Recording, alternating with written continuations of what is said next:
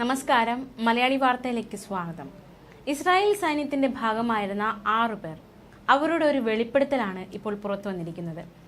ഗാസയിൽ ഫലസ്തീനികളെ യാതൊരു വിവേചനവുമില്ലാതെ ആക്രമിക്കാൻ തങ്ങൾക്ക് അനുവാദമുണ്ടായിരുന്നുവെന്നാണ് അവരുടെ വെളിപ്പെടുത്തൽ.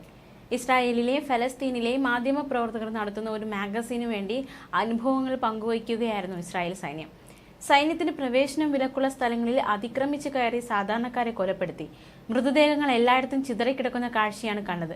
പലപ്പോഴും മൃഗങ്ങൾ ഇവ കടിച്ചു ചീന്താറുണ്ടായിരുന്നു. അന്താരാഷ്ട്ര സഹായ സംഘങ്ങൾ ഈ പ്രദേശങ്ങളിലേക്ക് വരുന്നുണ്ടെന്ന് അറിഞ്ഞാൽ അതിനു മുമ്പ് ബുൾഡോസർ ഉപയോഗിച്ച് ഈ മൃതദേഹങ്ങൾ സൈന്യം സംസ്കരിക്കും. മൃതദേഹങ്ങളുടെ ചിത്രങ്ങൾ പ്രചരിക്കാതിരിക്കാനാണ് ഇപ്രകാരം ചെയ്തതെന്നും മുൻ സൈനികർ വ്യക്തമാക്കി. സൈനികർ ഈ ഒരു സമയത്ത് ആഗ്രഹിച്ചത് യുദ്ധത്തിൽ പൂർണ്ണമായും ഇടപെടാനാണ്. വ്യക്തിപരമായി പല വെടിയുണ്ടകളും ലക്ഷ്യമില്ലാതെ ഇവർ വെടിവെക്കുകയുണ്ടായി. കടലിലേക്കും നടപ്പാതയിലേക്കും ഉപേക്ഷിച്ച കെട്ടിടങ്ങളിലേക്കുമെല്ലാം വെടിവെച്ചുവെന്നും ഇവർ വെളിപ്പെടുത്തിയിരിക്കുകയാണ്. ഇതിനെ പതിവ് വെടിവയ്പ് എന്നാണ് ഇവർ വിശേഷിപ്പിക്കുന്നത്. ഒരാൾക്ക് വിരസത തോന്നിയാൽ വെടിവയ്ക്കുകയാണ് എന്നതിൻ്റെ കോഡ് ഭാഷയായിട്ടാണ് ഇതിനെ വിലയിരുത്തിയിടുന്നത്. എന്തായാലും പേര് വെളിപ്പെടുത്താൻ ആഗ്രഹിക്കാത്ത ചില സൈനികരാണ് ഇത്തരത്തിലുള്ള വെളിപ്പെടുത്തൽ നടത്തിയിരിക്കുന്നത്. ഗാസയിൽ എല്ലാവിധ പ്രവർത്തന സ്വാതന്ത്ര്യവും ഉണ്ടായിരുന്നുവെന്ന് സൈന്യത്തോടൊപ്പം ഉണ്ടായിരുന്ന മറ്റൊരാൾ പറഞ്ഞു. ഭീഷണിയുടെ ഒരു തോന്നൽ പോലും ഉണ്ടെങ്കിൽ ഒന്നും വിശദീകരിക്കാതെ വെടിവെക്കാനുള്ള സ്വാതന്ത്ര്യമുണ്ടായിരുന്നു. സൈന്യത്തിന് നേരെ ഒരാൾ വരുന്നുണ്ടെങ്കിൽ ആകാശത്തേക്ക് വെടിവെക്കാതെ അയാളുടെ ശരീരത്തിലേക്ക് തന്നെ ഉന്നം പിടിക്കാം.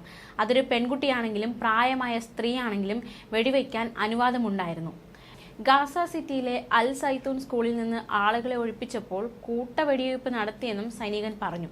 അകത്ത് സംഘർഷം പൊട്ടിപ്പുറപ്പെട്ടു. ജനങ്ങൾ ഓടി രക്ഷപ്പെടാൻ തുടങ്ങി. ചിലർ കടലിന് നേരെ ഇടത്തോട്ട് ഓടാൻ തുടങ്ങി. പക്ഷേ കുട്ടികൾ ഉൾപ്പെടെ ചിലർ വലതുവശത്തേക്ക് ഓടി. വലതു ഭാഗത്തേക്ക് ഓടിയവരെല്ലാം കൊല്ലപ്പെട്ടു. 20ഓളം പേർ ഇതിലുണ്ടായിരുന്നു. മൃതദേഹങ്ങളുടെ കൂമ്പാരം തന്നെയായിരുന്നു അവിടെ എന്നാണ് മറ്റൊരു സൈനികന്റെ വെളിപ്പെടുത്തൽ.